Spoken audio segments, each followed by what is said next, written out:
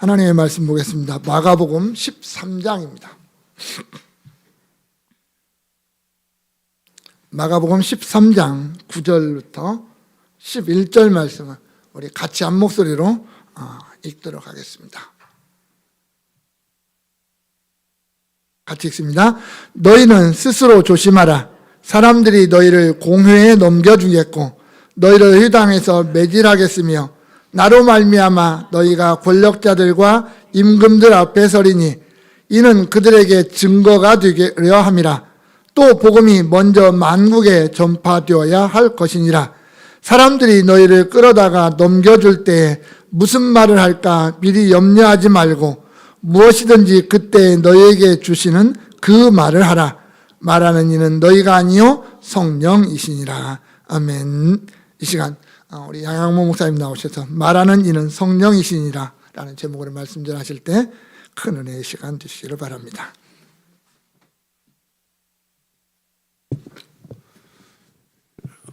오늘 설교 원고를 마감하고 보니까 좀 길어서 이게 늦게 끝나면 어쩌나 걱정했더니 성령님께서 미리 하시고 이렇게 마이크를 먼저 주시네요. 너무 감사합니다. 제가 요즘 참 성령 충만의 삶이 참 중요하다.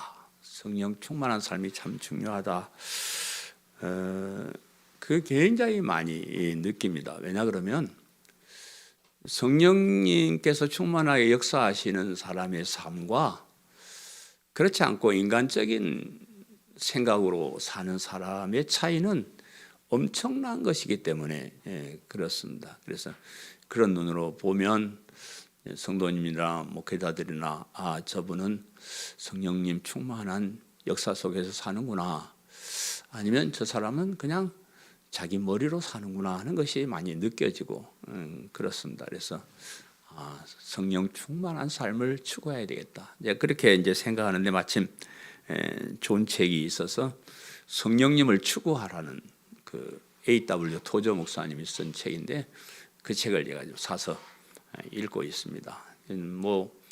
사실 우리가 똑같이 그렇게 하는 거지만 우리가 다 하나님 의지하고 하나님 말씀대로 사는 것이 성령님의 역사 속에 사는 것과 같은 말이긴 해요. 용어만 그렇게 이제 쓸 따름인데 어쨌든 우리가 성령님께서 우리 속에 역사하심을 바라고 사는 것이 참 중요하다고 생각을 해요. 이분이 유명한 말을 A.W. 토저라는 그분이 목사님이 책도 많이 썼지만 인터넷 들어가 보시면 이분이 남긴 유명한 명언 10가지 이렇게 지금 나오고 그래요. 그 중에 한 가지가 이런 말을 합니다. 만약 오늘날 교회에서 성령님을 뺀다고 해도 우리가 하는 일의 95%가 계속될 것이요 아무도 그 차이를 모를 것이다. 그러나 만약 신약교회, 이제 초대교회를 말합니다. 신약교회에서 성령님을 뺀다면 그들이 행했던 일의 95%는 멈췄을 것이요 모두 그 차이를 알았을 것이다. 이런 참 그 말을 자꾸 곱씹어 보니까 참 의미 있는 말이다 하는 그런 생각이 듭니다. 우리 여러분 아시는 대로 초대교회는 성령님의 역사하심을 따라서 일을 했습니다. 그래서 그 성령님께서 하시는 일의 핵심은 예수 그리스도의 복음을 믿고 전하는 일, 온 세상에 전파하는 일, 이것이 성령님께서 하시는 중점적인 일이었어요. 그래서 초대교회에 성령님의 역사가 없었다 그러면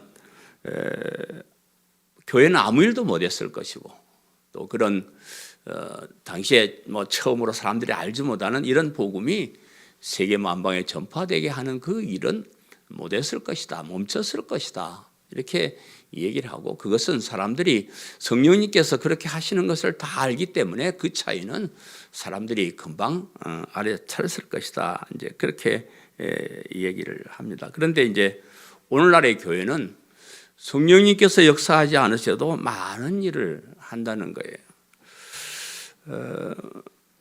복음을 바르게 알고 전하는 것이 교회가 하는 일의 핵심이 아니기 때문에 그렇습니다.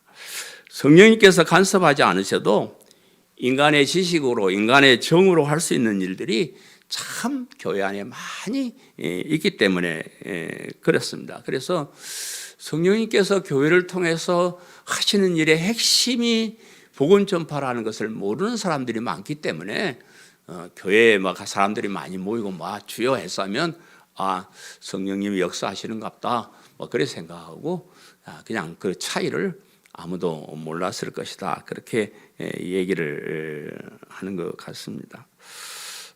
제가 요즘 이제 복음 하면서 복음 노래를 부르고 다닙니다. 그런데 제가 이제 느낌이 이렇게 와요. 대부분 사람들이 별로 그렇게 좋아하지 않아요. 별로 좋아하지 않고 또 저 앞에서는 그래요 목사님 복음이 좋은 것입니다 이래 놓고는 실질적으로 마음의 감동은 와닿지 않는 그런 모습들이 많이 보입니다.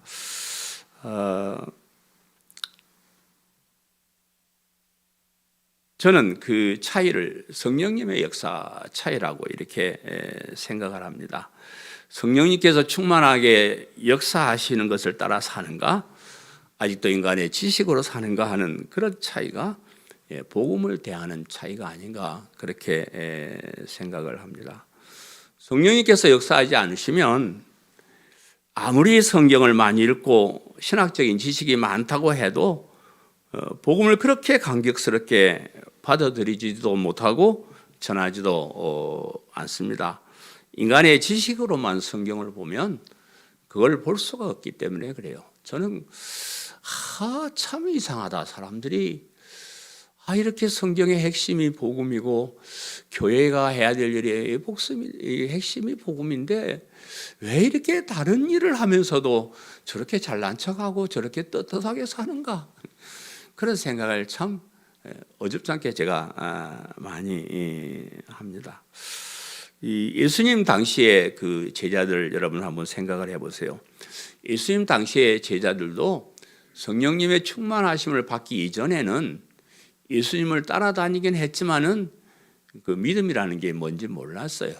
복음이 뭔지 몰랐고 그냥 이분 따라다니다 보면 병도 낫고 또 잘 먹고 잘 살 수 있고 나중에 출세도 좀 하지 않겠나 그런 생각 때문에 예수님을 다 이렇게 따라다녔어요. 따라다녔는데 심지어는 그 예수님께서 부활하시고 난 다음에 제자들에게 다 이렇게 보여주셨는데도 그 의미를 알지 못하고 베드로가 나 다시 고기나 잡으러 가야 되겠다. 그래서 갈릴리 바다로 가서 고기를 잡고 있었습니다.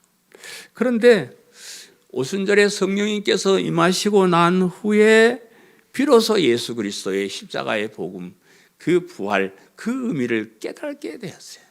성령님께서 역사하지 않으실 때는 그걸 다 보았으면서도 그 의미가 무엇인지를 몰랐는데 그런데 성령님께서 임하시고 난 다음에 예수님이 왜 십자가에 죽으셨는지 그것을 믿는 믿음이 뭔지 믿고 나서 의로운 사람이 돼서 영원한 생명이 얻는 그것이 얼마나 소중한지 우리가 믿는 믿음이 얼마나 위대한지 그걸 깨달아 알게 되는 거예요. 성령님의 충만하심을 받은 후에 그렇습니다. 그래서 그 후에 성령님의 역사를 통해서 믿음을 알고 난 다음에 복음을 전파하기 위해서 정말로 목숨을 바치는 순교의 길을 가는 그런 일을 감당했었습니다. 오늘날도 그 교회 안에 육적인 그리스도인과 영적인 그리스도인이 있습니다. 이 말을 다시 하면 그냥 육신적으로 그냥 인간의 생각으로 인간의 재미로 이렇게 교회에 오는 사람이 있고 영적인 성령님께서 역사하셔서 진짜 복음의 의미를 알고 그렇게 교회 와서 신앙생활을 하는 사람이 있습니다. 그래서 이 영적인 사람, 성령 충만을 받은 사람, 성령님께서 역사하시는 사람은 복음을 알게 돼 있어요. 믿음이 위대한지를 알게 돼 있습니다. 그래서 그 믿음을 지키려고 이렇게 애를 쓰고 그렇게 하면서 영원한 하나님의 나라를 사모하면서 예수님 재림하심을 기다리면서 그렇게 정말로 교회의 모습으로 살아가게 되는 겁니다. 오늘 본문 말씀은 성령님께서 우리의 삶에 또 복음이 세계 만방에 전파되는 이런 일에 어떻게 역사하시는가를 보여주는 그런 말씀이 기록되어 있습니다. 그래서 말씀을 한번 잘 들어보시고 제가 간절히 여러분에게 바라는 것은 육신적으로 인간적인 생각으로 그냥 재미로 기분으로 그렇게 교회 다니는 그런 사람이 아니고 정말로 성령님께서 역사하셔서 복음의 의미를 깨닫고 진리를 알고 정말로 주님을 사랑하고 그런 마음으로 신앙생활을 잘 하셨으면 좋겠습니다. 첫 번째로 그들에게 증거가 되려 함이라, 그들에게 증거가 되게 함이라 그랬는데 본문 9절 말씀 제가 다시 읽어드리면 너희는 스스로 조심하라. 사람들이 너희를 공회에 넘겨주겠고 너희를 회당에서 매질하겠으며 나로 말미암아 너희가 권력자들과 임금들 앞에 서리니 이는 그들에게 증거가 되려 함이라, 그렇게 말씀하고 있었는데 예수님께서 이제 지금 이미 시작된 종말과 아직 끝나지 않는 이미와 종말 사이, 이미와 아직 사이에 그 종말을 사는 제자들에게 앞으로 어떤 삶을 살게 될 것인가 하는 것을 말씀하시는데 그 삶은 그들이 바라는 평안하고 행복한 삶이 아니고 붙잡혀 가서 신문을 당하고 매를 맞는 그런 삶이 될 것이다, 이렇게 말씀을 하셨는데 그때 스스로 조심하라. 너희들이 앞으로 평안하고 막 평탄하게 살 게 아니고 붙잡혀 가서 매도 맞고 죽임도 당하고 할 텐데 그때 너희 스스로 조심하라, 이렇게 말씀하셨는데 그런 고난을 당할 때 내가 뭐 잘못했나? 예수 그리스도의 이 복음이 뭐 잘못된 것일까? 내가 괜히 예수님을 따라다녔을까? 그만 포기하고 말까? 이런 생각을 하게 될 것인데 그때 그렇게 생각하지 않도록 조심하라. 우리 코로나19를 통해서 많은 사람들이 스스로 조심하지 못하고 다 세상 길로 가버렸어요. 이 교회 다니는 거 이게 별거 아니구나. 교회 다니는 거 고통스럽구나. 예수 믿어도 별 볼 일 없구나. 이런 생각을 하고 스스로 조심하지 못하고 교회를 떠난 사람들이 많이 있는데 그렇게 하지 말라는 거예요. 그런 고난을 통해서 성령님께서 역사하신다는 것. 그런 고난을 통해서 성령님께서 역사하시고 그런 예수님을 따르는 제자들의 고난을 통해서 성령님께서 교회를 핍박하는 자들에게도 예수님이 그리스도이심을 증거하려고 하는 성령님의 역사다, 이렇게 얘기를 하는 거예요. 코로나19가 하나님 택함 받지 못한 사람에게는 세상으로 가는, 제자로 돌아가는 그런 빌미가 되었지만은 그러나 정말로 하나님의 택한 백성은 이런 고난을 통해서 더욱더 믿음이 강해지고 정말로 우리가 그리스도인구나 하는, 하나님께서 나를 택하셨구나 하는 그런 것들을 우리가 확인할 수 있는 그런 계기가 되었다 하는 겁니다. 그 말씀대로 제자들은 공회에 넘겨지기도 하고 회당에서 매를 맞기도 하고 세상의 권력 앞에서 신문을 받고 재판을 받아야만 했습니다. 그로 인해서 순교의 길을 가는 제자들이 많았습니다. 예수님의 12제자 중에 11명은 다 순교의 길을 갔고요. 또 이 사도 바울을 위시해서 그 밖에 예수님을 따르는 많은 초대교회 성도들이 엄청나게 많이 순교의 길을 갔습니다. 당시 그 예수님을 그리스도로 주님으로 믿고 따르는 사람들에게 가장 큰 핍박을 가하는 것은 유대교예요. 같은 하나님을 섬기는 유대교가 가장 큰 핍박을 했습니다. 그때는 이 종교의 힘이 너무 컸기 때문에 그 종교 지도자들에게 핍박을 받는 것은 굉장한 그런 아픔이었을 것이고요. 사람들이 몰라주는 것, 그건 좀 그렇다고 쳐요. 서양 사람들이 우리가 복음을 전하는 우리를 몰라주고 그런 거 괜찮다고 쳐요. 그런데 교회에 다니는 사람들이, 하나님을 섬긴다는 사람들이 이 예수 그리스도의 십자가의 복음을 몰라보고 이 복음을 전하는 사람들을 가짜게 여기고 핍박하는, 이것은 참 견디기 어려운 그런 일. 거기다가 당시에 그 로마 권력은요 굉장했습니다. 이스라엘도 로마의 속국이었고 그저 우리가 외정 시대 때 참 인간 대접 이하를 받으면서 살았던 마찬가지예요. 그보다 더했으면 더해요. 그래서 사람을 마음대로 잡아다가 죽일 수 있는 권한을 가진 로마 당국이 그냥 로마의 적으로 생각하는 기독교를. 왜냐 그러면 로마는 자기들 그 황제가 주님이었어요. 그런데 그게 아니고 예수님이 우리 주님이다. 하나님이 우리 주님이시다. 이래 버리니까 이게 로마의 이 대항하는 세력으로 보고 기독교를 핍박했습니다. 오늘날 제가 이렇게 살아보면 참 그래요.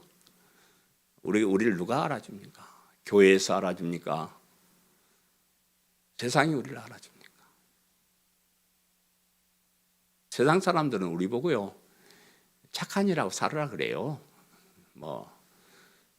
복지도 하고 선한 일도 하고 착하게 바르게 살기 운동본부처럼 그렇게 하라고 우리에게 요구해요. 교회가 그런가 하는 거지 엉뚱한 소리 한다 이렇게 이제 생각을 하고 그렇습니다. 우리 교회 내에서도 그러죠. 보통 교회들은 다 좋은 일 하고 바르게 살고 복 받고 잘 살자니 그렇게 얘기를 하는데 인간적으로 보면 그럴듯한 얘기예요. 그거 좋은 일이니까. 그거 누가 뭐라 그래요? 우리가 더 착하게 살아야죠. 더 바르게 살아야죠. 더 좋은 일 많이 해야죠. 그거 당연한 그런 일인데 그런데 여러분 잘 생각하시면요. 굉장히 그거는 위험한 일이고 사탄의 역사입니다. 일제강점기 때 일본이 일제강점기 만렙에 이 한국에 있는 이 조선에 있는 것 중에 제일 문제가 되는 게 교회였어요. 교회. 다른 사람은 다 순종하고 따라오는데 이놈은 교회가 신사참배도 안 한다 했었고 여러 가지 반항을 하고 그래요. 그래서 교회 문을 싹 닫아버리게 했으면 괜찮겠다 그래 싶은 생각도 들었을 거예요. 그런데 그러면 이제 밀란이 일어나는 거죠. 교인들이 다 모여가지고 그냥 3.1운동 같은 그런 운동을 더 심하게 했을 거고 이제 그럴 거예요. 그러니 작전을 하나 세우는데요. 교회는 그대로 놔두되 교회를 변질시키려는 작전을 세웁니다. 그럼 제가 고신 70년사에 우리 고신의 70년 역사를 기록하는데 제가 집필전으로 참여를 했는데 일제 말에 일제 교회가 한국 교회를 말살시키기 위한 그런 작전을 한 부분을 제가 쓰면서 그 부분을 연구했는데요. 일제가 한국 교회를 이렇게 하려고 그랬어요. 그냥 교회는 하되 하나님이 유일하신 하나님이다 얘기하지 말라. 자기 우리 천황도 신이니까 니네 신만 유일하다 이런 말 하지 말고 또 예수님이 다시 오시면 세상 나라가 망하고 하나님 나라가 새로 세워진다 이런 얘기 하지 말고 그냥 착하게 살자. 우리 좋은 일 하며 살자. 이런 종교화시키는 그런 정책으로 교회를 몰고 가는 거예요. 그래서 어떤 계획까지 세웠냐 그러면 이제 그건 실행이 안 되고 일제가 망했습니다. 이런 계획까지 세워요. 교회에서 성경을 점차적으로 없애려고 어떤 성경을 했으면 구약 성경을 먼저 없애려고 그랬어요. 왜냐하면 구약 성경이 유일신 사상이 철두철미하게 들어있거든요. 구약 성경에는 오직 하나님만 참신이다 이런 말씀들이 쭉 기록돼 요거 없애버리잖아요.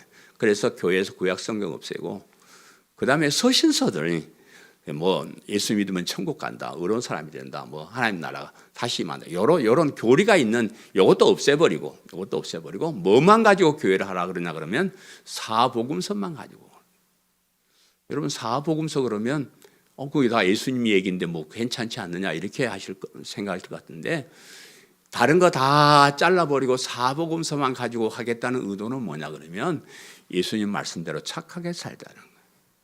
원수를 사랑하고 이웃을 사랑하고 오른밤을 때리면 왼밤도 내밀고 이렇게 사는 종교와 정책을 그들이 썼습니다. 만약에 일제가 좀 더 오래 전쟁에 패하지 않았으면 그 많은 그런 것이 실질적으로 교회에 많이 들어왔을 거예요. 그래서 일제 시대 때 신사참배 반대 운동은요, 단순히 신사참배 반대가 아니에요. 그들의 신신학, 자유주의 신학, 하나님이 그 참신이 아니다. 이런 정말 이 복음 이런 것을 반대하는 그 세력에 대항하는 거예요. 그래서 그런 참된 신앙을 지키려는 사람들이 잡혀가고 옥에 갇히고 그랬을 때에 자유주의 신학자들이 교회를 주름 잡아버려요. 그래가지고 우리나라 교회의 그런 교리나 이런 것들이 많이 변질이 되었습니다. 그래서 제가 우리나라 장로교회가 총회에서 신사참배는 괜찮다 하고 가결을 한 지가 한 80년 좀 더 지났습니다. 80주년 되던 해에 우리 한국의 초교파들이 모여가지고 신사참배 가결 80주년을 맞이해서 신사참배 가결에 대한 회개운동, 1000만 교회 기도운동 그렇게 해가지고 저 강화문에서 집회를 크게 했는데 내가 안 갔어야 되는데요. 그래도 올해서 또 모처럼 잘난 척 한번 하려고 가가지고 제가 순교자의 후손이라고 순교자의 후손 대표로 제가 나가서 패도 받고 그 한마디 생방송에 한마디 하는 그런 시간을 저에게 주셔서 제가 인사를 했는데 인사 끝에 제가 참 한국교회를 향해서 하고 싶은 말 한마디 했습니다. 우리 한국교회가 회개할 것은 신사참배에 가결하는 것이 아니고 교회에서 십자가의 복음을 전하지 않는 것입니다. 여러분, 우리 한국교회가 복음을 전하지 않는 데 대해서 회개합시다. 정말로 가슴 깊이 외쳤습니다. 근데 아무도 콧방귀도 안 껴요. 설교하는 사람들 그 교회 성도들의 아멘 부대들이 피켓 들고 우리 목사님 치고 하는데 그 사람 하는 말은 여러분 복 받으십시오. 잘 될 이런 말 할 때는 그냥 아멘 했었는데 한국교회에 복음을 전하지 않는 게 회개합시다. 아무도 콧방귀도 안 뀌고 생방송에 나가고 녹화도 많이 봤는데 누군가가 한 사람 당신 참 옳은 말 했소 라고 전화가 올 만도 한데 아무도 알아주지 않습니다.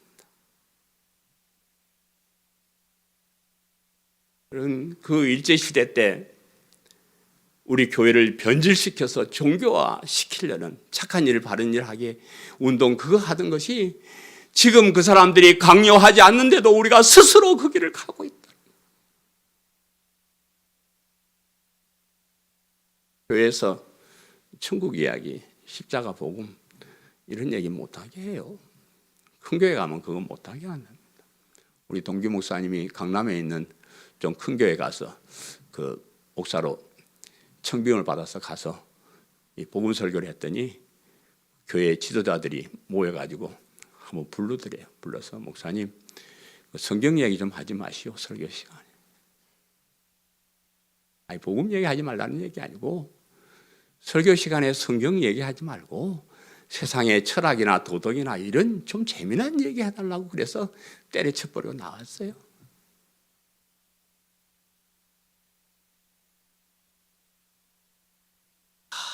왜 이렇게 변질된 교회가 이렇게 엄청나게 썩어가는데도 누구 한 사람 교회를 향해서 부르짖는 사람이 없을까?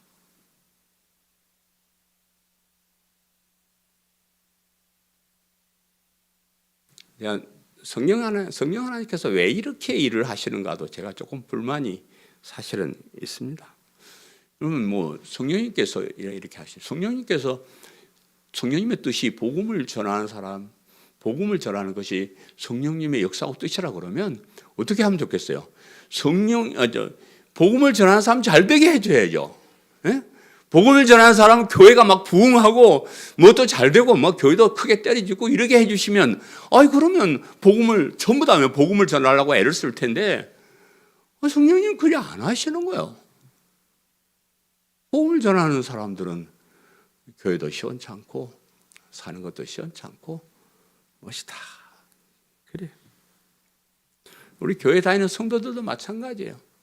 복음의 진리를 바르게 알고 정말로 올바르게 신앙생활 하는 사람들이 복을 받고 잘 살고 이러면 얼마나 좋겠어요. 그러면 다들 그렇게 살 거 아니에요.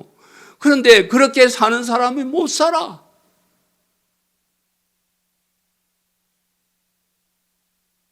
거꾸로 신앙도 아니고 이런 거 가지고 사는 사람들은 아유 얼마나 잘 사는데 성령님께서 왜 이렇게 일을 하실까? 오늘 본 말씀을 보면 성령님께서 하시는 일은 이렇게 하신다는 거예요. 고난을 통해서, 어려움을 통해서 그렇게 역사하신다 그 말이에요. 그러한 어려움을 당하면서도 계속해서 십자가, 부활, 천국 복음을, 영생 복음을 외치는 그런 사람을 보면 사람들이 깨달을 수 있다 그 말이에요. 자기들이 잘 먹고 잘 살려고 이 짓을 하면 뭐 그 말을 믿지 않겠지만 저렇게 못 살고 저렇게 고난을 당하고 저렇게 어려움을 당하면서 그렇게 하면서도 끝까지 복음 외치는 사람, 그런 사람을 보고 사람들이 깨달을 수가 있다 그 말이에요. 저렇게 고난 당하면서 저렇게 순교를 당하면서 저렇게 못 살면서 저렇게 어려움을 당하면서 그래도 끝까지 복음을 붙잡고 천국을 향해 가는 사람들을 보면 사람들이 깨달지 않겠느냐. 여러분, 복음을 따라 사는 것 세상에서 어려움을 당하는 일입니다. 각오를 하셔요. 우리가 살아가는 거 돈 그거 별 것도 아니고요. 별거 아닙니다. 지금 좀 잘 나가는 거 별거 아닙니다. 어려움을 당할 힘든 일을 하게 될 때 그때 꼭 기억을 하세요. 이런 어려움을 통해서 예수님 십자가의 복음을 발견하는 겁니다. 영원한 천국을 바라보는 겁니다. 그것이 정말로 복음의 진리를 알게 되는 그런 길이에요. 여러분, 제가 지금 여기 와서 어느 날 갑자기 복음 이런 줄 아세요? 아니에요. 저는 생각해 보면 정말로 복음을 받아들이고 복음을 외칠 만한 그런 삶을, 엄청난 고난을 제가 당하며 살았어요. 어렸을 때부터 사업이 망해서부터 얼마나 많은 고난을 당했는지 말로 못합니다. 제가 그런 어려움이 없었다 그러면 저도 건방진 형식적인 그리스도인으로 끝났을 거예요. 제가 전통적으로 할아버지 때까지 예수 믿었고 내가 순교자의 후손이고 내가 똑똑하고 그런데 얼마나 교만하고 그랬겠어요. 왕창 망해서 엎드려져 보니까요, 내가 얼마나 흉악한 죄인인지, 내가 어쩔 수 없는 지옥 백성이 될 수밖에 없는 그러한 사람을 제가 깨달은 거예요. 많은 사람들을 봐요. 인간의 그 잘난 돈 몇 푼 때문에, 그 잘난 지식 때문에 복음을 발견하지 못하고 하나님 앞에 무릎 꿇지 못하고 건방지게 교만하게 사는 불쌍한 사람들이 얼마나 많이 있는지 모릅니다. 그런 어려움을 당할 때 하나님 감사합니다. 저에게도 복음의 진리를 깨닫게 하시는군요. 그 생각을 하시길 바라고요. 사람들이 우리가 잘 살고 뭐 힘내고 잘 살면 뭐 좋아하고 복음을 따를 것 같죠? 아니에요. 배 아파하고 오히려 안 좋아합니다. 그러나 우리가 엄청난 고통을 당했음에도 불구하고 끝까지 이 믿음을 지키려고 하고 하나님께 감사하고 감격해하고 열심히 신앙생활을 하는 모습을 보면 뭔가 있구나. 그렇게 해서 성령님께서 그것을 증거로 삼으신다는 것을 기억하시기를 간절히 바랍니다. 아멘. 두 번째는 복음이 먼저 만국에 전파되어야 할 것이니라. 복음이 만국에 전파되어야 된다. 이 말씀인데 본문 10절에 또 복음이 먼저 만국에 전파되어야 할 것이니라 그랬습니다. 예수님께서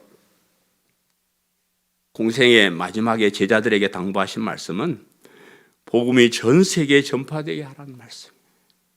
예수님께서 마지막에 우리에게 부탁하신 말씀.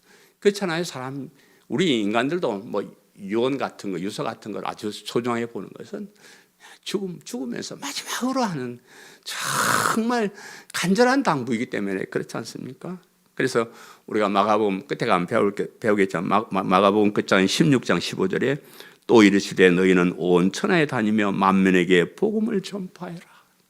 예수님 우리에게 부탁하는 말씀. 너희는 온 천하에 다니면서 만민에게 이 복음을 전파하라.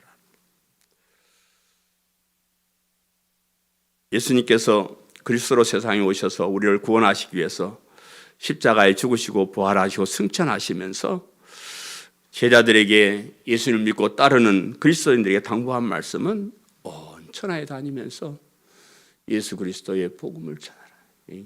예수님이 승천하시면서 야 이마 똑바로 살고 좋은 일 많이 하고 교회당도 때려짓고 돈 벌어서 이렇게 말씀하셔서 우리가 그렇게 살아야죠. 그렇게 해야죠. 네, 예수님은 그런 관심이 없어요. 이 십자가의 복음이 전파되는 일, 이 일에 우리가 쓰임 받기를 원하시고요. 성령님께서 오셔서 중점적으로 하시는 일도 이 복음이 전 세계에 전파되게 하시는 그런 일이었는데 예수님께서 승천하시기 직전에 하신 말씀이 우리가 배운 사도행전 1장 8절에 이렇게 기록되어 있습니다. 오직 성령이 너희에게 임하시면 너희가 권능을 받고 예루살렘과 온 유다와 사마리아 땅 끝까지 이르러 내 증인이 되리라 하시니라. 우리가 복음을 전하는 일이 예수님의 명령인데 성령님께서 오시면 우리가 그 일을 할 수 있는 능력을 우리에게 주신다는 거예요. 성령님께서 그렇게 인도해 주신다는 거예요. 더 나아가서 땅 끝까지 가서 예수 그리스도의 십자가의 복음의 증인이 될 수 있는 그런 힘을 우리에게 주시겠다. 이렇게 말씀을 하셨습니다. 이런 말씀으로 미뤄보아서 예수님을 그리스도로 믿는 사람이 모인 교회의 사명은 땅끝까지 이르러 복음의 증인이 되는 그런 일이에요. 교회가 이런저런 행사, 이런저런 사업을 많이 하지만은 그 목적은 복음을 전파하는 일이고 복음을 믿게 하는 그것이 핵심. 특별히 성령님께서 충만하게 역사하시는 교회는 성령 충만을 받은 진짜 그리스도인들이 모이는 교회는 복음의 증인이 되는 삶을 살면서 어떻게 하든지 이 복음이 전파되도록 노력하고 애쓰는 그런 교회입니다. 그것이 예수님의 명령이고 그것이 우리 성령님께서 우리에게 오시면 가장 강하게 역사하시는 일의 핵심이다. 그 예수님의 명령과 성령님의 역사에 의해서 2000년 전에 예루살렘에서 전파되기 시작한 복음이 이제 세상을 한 바퀴 돌아서 우리나라에도 왔죠. 100여 년 전에 우리나라에도 왔고 또 계속 서진하여서 다시 이스라엘까지 이렇게 들어가게 되었습니다. 문제는 그 복음이 세계를 한 바퀴 뺑 돌면서 2000여 년의 세월이 흐르면서 조금씩 변질되는 것이 문제라. 사도 바울이 전했던 그 복음, 예수님의 제자들이 전했던 그 복음이 그대로 보존돼서 땅끝까지 이렇게 전파되어야 되는데 이것이 나라가 바뀌고 세상이 바뀌고 때가 바뀌면서 조금씩 변질돼 가는. 사도 바울이 복음을 전하면서 가장 안타까워했던 것은 이제 사도 바울은 세상을 막 끝까지 가야 되니까 뭐 여기 이 나라에 가서 조금 전하고 또 와서 다음 나라에 전하고 막 이렇게 이제 돌아다녔는데 어느 동네에 가가지고 여러분 예수님이 그리스도이십니다. 예수님을 믿으면 의로운 사람이 되고 영원한 천국 백성이 됩니다.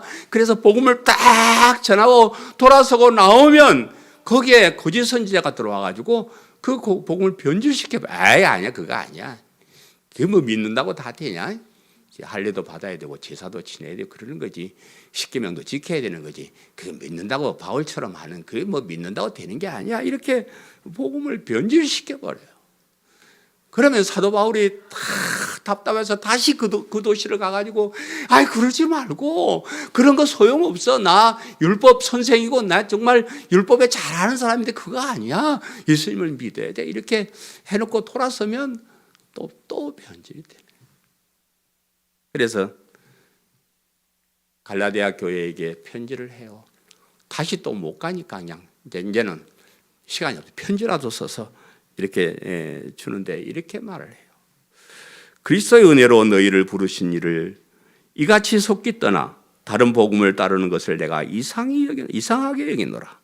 다른 복음은 없나니 다만 어떤 사람들이 너희를 교란하여 그리스도의 복음을 변하게 하려 함이라. 그러나 우리나 혹은 하늘로부터 온 천사라도 우리가 너희에게 전한 복음 외에 다른 복음을 전하면 저주를 받을지어다. 갈라디아서 1장 6절 말씀. 저는 이 말씀 보면서 참 왜 목사님들은 이 말씀을 왜 안 읽을까? 성도들은 왜 이 말씀을 안 읽을까? 왜 읽어도 모를까? 다른 복음은 없다. 다른 복음은 없다. 너희를 유혹해서 지옥에 데려가려고 하는 나쁜 놈들이 와가지고 그 신앙을 변질시키려고 이렇게 하는 말인데, 절대로 예수 그리스도의 십자가의 복음 외에 다른 복음은 없고, 하늘에서 온 천사라고 할지라도 우리가 너에게 전한 이 복음 외에 다른 복음을 전하면 저주를 받을지어다 이래버려요.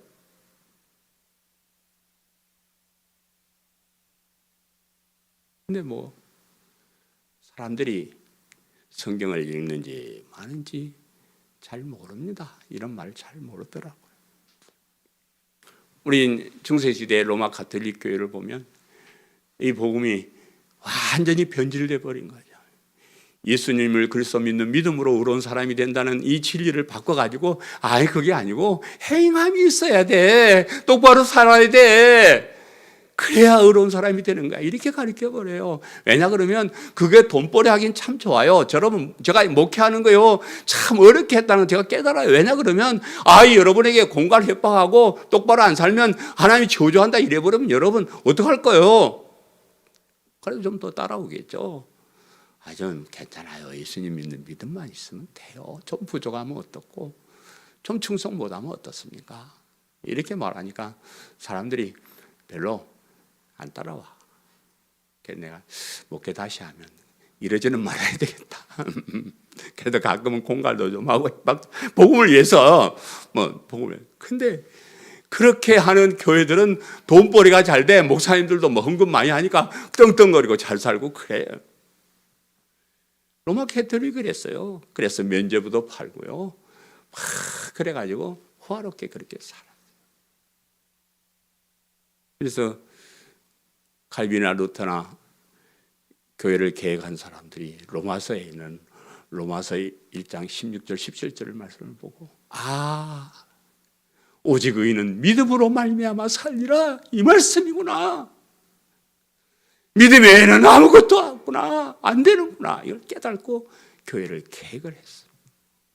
그래서 우리를 개혁교회, 계획주의 교회라, 계획주의란 말을 우리가 좋아하는데, 근데 이 개혁주의도 변질이 돼버려요. 자꾸 변해요.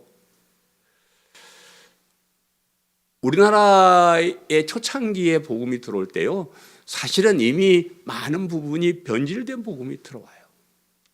오직 믿음이라는 이 복음 외에 또 행함으로 또 좀 똑바로 살아야 된다. 이것도 같이 들어와요. 왜냐하면 우리 신앙은 미국 청교도 신앙을 본받은 거거든요. 청교도 후예들이 우리 한국에 와서 청교도들은 똑바로 살기가 많이 포함되어 있습니다. 예수님을 믿는 믿음을 가진 사람은 똑바로 살아야 막 같은 좋은 얘기예요. 그래서 우리나라도요 처음에 와가지고 막 교회를 하니까 사람들이 너도나없이 교회로 오면 교회 오니까 먹을 것도 주고요, 또 유학도 보내주고 선교사들이 돈도 주고 이랬으니까 어중이 뒤중이 삼중이들이 교회에 몰려오는 거예요. 그래서 이 사람들 아무나 입교를 받아주고 아무나 세례를 주면 안 되겠다 싶어서 룰을 정해요. 11조 내고 주일 잘 지키고 술담배 끊고 이거 딱 정해버립니다. 그렇게 정도 하면 내가 예수 믿는 거 인정해 주겠다. 그렇게 우리가 우리나라는 또 특별히 옛날부터 유교 사상 또 불교 사상이 있어서 그냥 믿으면 고마 이런 말은 이해가 안 되는 사상이에요. 행해야 돼요. 똑바로 살아야 되고요. 고행을 하고 선행을 해야 되고 예의를 지켜야 되고 이래야 되는 거지. 그것이 중요하지. 예수님을 믿는다고 이거는 이해를 우리나라 사람들의 정서에 이해를 할 수 없는. 그래서 우리나라 교회들도 이렇게 많이 변질됐어요. 우리 특별히 고시는 신행일치라 그래요. 이게 좋은 말이잖아요. 믿음과 행위가 일치되는 거, 이것보다 좋은 말 없습니다. 그런데 믿음이란, 신행일치는 신행일치가 돼야 돼요. 믿음이 중요하게 여기고 그 믿음이 뭔지를 아는 사람들이 행함이 있어야 된다 이래야 되는데, 그냥 우리는 신행일치예요. 뭐 믿음이 뭔지, 뭘 믿는 건지 그건 설명 안 하고 똑바로 살아라, 술 먹지 마라, 담배 피우지 마라, 주일 성수해라, 뭐 이런 것만 잔뜩 그렇게 가르치는 거예요. 하나님은 복음이 변질된 겁니다. 잘못된 복음. 예수님께서 너희는 땅 끝까지 이르러 내 증인이 되라, 이 말씀은요, 믿음의 증인이 되라는 말이에요. 올바른 복음을, 변질되지 않는 복음. 바울이 다른 복음은 없나니 절대 없다고 참 강조하던 그 십자가의 복음, 그것을 믿는 믿음이, 그것이 그대로 전파되게 하는, 이게 성령님께서 하시는 일입니다. 성령님께서 뭐 오징이 띠징 삼징이 교회 많이 불러놓고 뭐 잘 살기 운동, 복 받는 운동, 이런 것 성령님께서 하시는 것이 아니에요. 진짜 복음, 십자가의 복음을 믿고 전하고 따르는 그런 성도가 되고 교회가 되는 것, 이것이 성령님의 역사라는 것을 기억하시기를 간절히 바랍니다. 아멘. 마지막 세 번째는 말하는 이는 너희가 아니라 성령이시니라. 본문 11절에 사람들이 너희를 끌어다가 넘겨줄 때에 무슨 말을 할까 미리 염려하지 말고 무엇이든지 그때에 너희에게 주시는 그 말을 하라. 말하는 이는 너희가 아니오 성령이시니라. 복음을 전하는 예수님의 제자들과 초대교회 성도들은 늘 불안 속에서 사실 살아야 됐어요. 당신은 예수님을 그리스도 믿는 것은 참 어려운 일이야. 뭐 예배에 참석하는 일은 참 목숨을 걸고 가는 길이야. 가다가 어쩌다 예배 드리다가 붙잡히면 가서 그냥 비참하게 죽임을 당해도 찍소리 못하는 그런 시대에, 그럴 때에 많이 붙잡혀 가서 그걸 각오하고 예배 드리는 사람 많은데, 오늘날 우리 보면 참 그렇죠. 아이고, 누가 때려 죽인다는 사람 있나, 붙잡아가는 사람 있나, 이렇게 자유롭게 올 수 있는데도 참 못 오고 그런 거 보면 좀 그렇긴 해요. 붙잡혀 가서 신문을 할 거랍니다. 야, 너 왜 예수 믿어? 우리 아버지가 다니라 그래 다녀요. 우리 마누라가 안 다니면 밥도 안 주는데요. 이런 말 하지 말고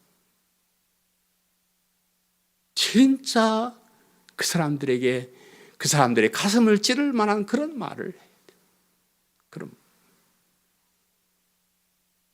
예수님이 그리스도가 되시는 증거가 무엇이냐라고 물으면 거기에 대해서 대답할 말이 있어야 돼. 전도하라면 야 교회 다니자 이래놓고 교회 다니면 뭐 하는데 뭐 그래서 하면 그냥 마음도 편하고 좋아 그냥 와봐 이러지 말고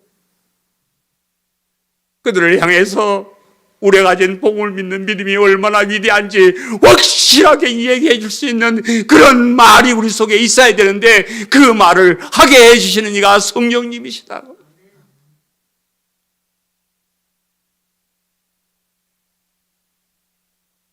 오늘 뭐 우리나라에 그런 직접적인 박해는 없지만요, 사람들이 우리가 하는 말을 많이 엿들어요. 여러분, 예수 믿는 사람들이 교회 오면서 아이고 오늘도 교회 가는 날이야 할렐루야 이러고 오는 거하고 오늘 또 교회 가야 되네, 목사님 오늘 또 설교 지루하게 하면 또 붙잡까, 그렇게 말을 하고 오면요 사람들이 그 말을 잘 들어요. 잘 듣습니다. 여러분 평생 일생생활에 하는 그런 한마디 말들이요 참 중요합니다. 저는 우리가 일반적인 언어 생활도 성령님의 역사하심을 따라 해야 된다고 생각해요. 여러분 기도하세요. 제가 오줌 짧게 하는 말도 그냥 불신의 그런 말이 되지 않도록 하나님 도와주세요. 내가 한마디 하는 것 때문에 사람들에게 그리스도를 증거할 수 있는 이런 언어 생활을 하게 해주세요. 예, 저는 비교적 말을 좀 잘합니다. 하나님이 은혜를 주셔서 말을 좀 잘하는데요. 참 말할 줄 모르는 사람들은요, 실컷 좋은 일 해놓고 말 한마디 잘못하게 다 까먹어 버려. 원수가 돼버려. 우리가 성령님의 역사는 성령님께서 우리에게 성령의 열매를 맺게 하시는데, 그 성령의 열매는 뭐 온유하고 사랑스럽고 너그럽고 용서하고 오래 참고 하는 그런 열매들이 다 있는데, 우리의 언어가 그런 열매가 되게 해달라고 기도하셔요. 말 한마디가 참 중요합니다.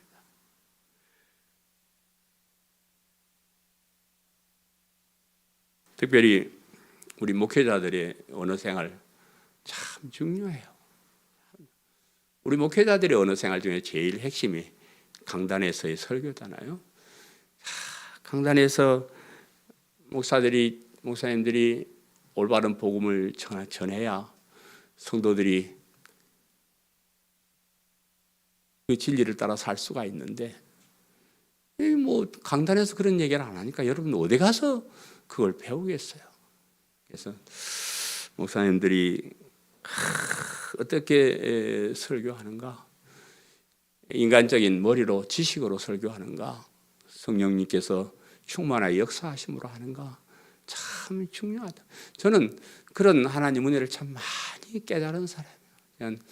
이 설교 준비할 때 전에는 뒷산에 올라가면서 묵상을 하면서 하나님 말씀을 묵상하면서 이렇게 산책을 하는데요. 본문 보도 여러분 뭐 설교가 매주 하니까 뭐 여러분 뭐 그냥 하는 것 같다 하지만, 진짜 본문을 딱 대하면 이 뭔 말을 해야 돼 생각이 하나도 안 나는 그런 본문도 있습니다.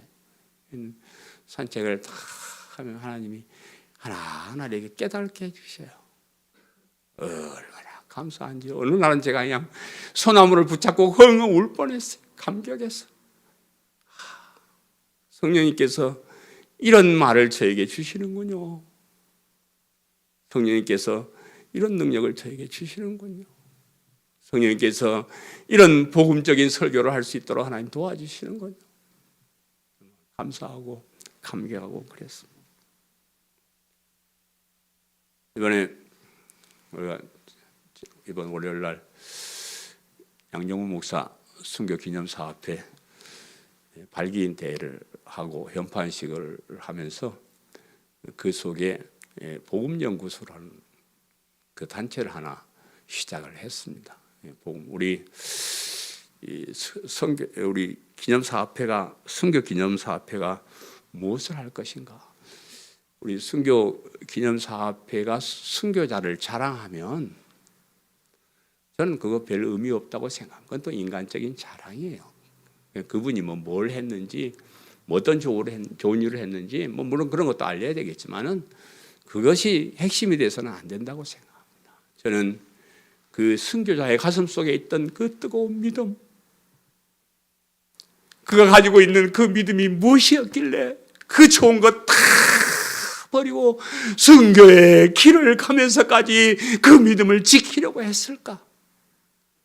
그 복음을 연구해서 목사님들에게, 성도들에게 가르치기 위해서 복음연구소를 개설을 했습니다. 정말로 중요한 일이라고 생각합니다. 제가 이 기념사업회 노래를 부른 지가 10여 년 넘게 지났습니다. 생각하고 또 생각하고 또 기도하고 또 기도하고 많이 망설이고 그런 끝에 이거 시작을 했습니다. 복음연구소를 개설한 것이 너무 중요하다고 생각합니다. 복음의 핵심이 무엇인지, 우리 앞으로 복음연구소의 실질적인 업무를 우리 영교환 목사님이 하실 거예요. 학문적으로 뛰어나고 머리도 좋고 그래서 제가 그 일을 함께 하기로 부탁을 드렸습니다. 성경에 흐르고 있는 이 복음, 십자가의 보혈, 이런 것을 딱 바르게 정리해가지고 우리 목회자 훈련을 통해서 목사님들에게 교육하고 또 우리 선교를 통해서 외국에 있는 목회자들에게까지도 이 복음을 전하게 하는 이 일이 너무 중요하다고 그렇게 생각을 합니다. 제가 이 일을 하면서 가장 많이 염두에 두고 한 것은요, 성령님의 역사입니다. 제가 수시로 이 일을 위해서 기도합니다. 성령님의 역사가 없으면 이 일이 제대로 되지 않습니다. 너무나 이것은 귀한 일이기 때문에 사탄이 얼마나 방해할지는 모릅니다. 그래서 우리 목사님 중에 기도 잘하시는 몇 분들을 제가 당신들은 기도만 해라. 성령님께서 이 기념사업에 이 보험연구소에 역사하도록 그 기도만 열심히 좀 해라. 그렇게 하면 우리가 정말로 세상을 향해서 좋은 일을 할 수 있을 것이다. 남들이 볼 때는 조그만 사무실, 별로 별 볼 일 없는 사람들이 모인 그런 단체 같지만은 성령님께서 역사하시면 엄청난 일을 위해서 행하실 것이라고 그렇게 믿습니다. 이를 위해서 여러분도 기도해 주시기를 바라요. 여러분 물질적으로 절대 부담 주지, 돈으로 하는 일은 아니에요. 기도로 하는 일, 믿음으로 하는 일. 그래서 앞으로 우리 기념사업회가 또 복음연구소가 우리 광성교회가 정말로 복음을 바르게 연구해서 변질되지 않는 그 바른 복음을 이곳에서 땅끝까지 전하는 일에 귀하게 쓰임받게 해달라고 간절히 기도해 주시기를 바랍니다. 사랑하는 성도 여러분, 성령님 추구하며 사시기를 바라요.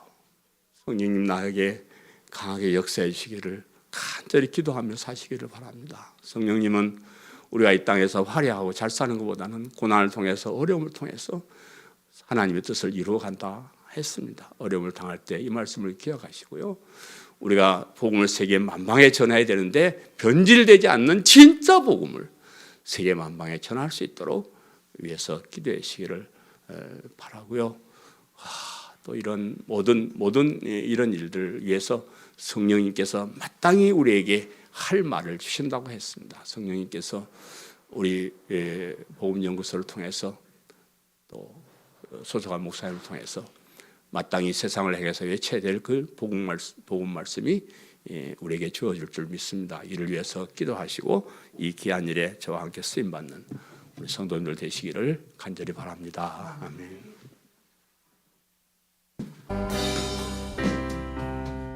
이제는 우리 주 예수 그리스도의 은혜와 하나님 우리 아버지의 크신 사랑하심과 성령의 역사하심이 오늘 하나님께 영광 돌린 우리 광성교회 모든 성도들 머리 위에 저들의 가정과 부모님과 자녀들과 생각과 앞날 위에 이제로부터 영원토록 함께 있을지어다. 아멘.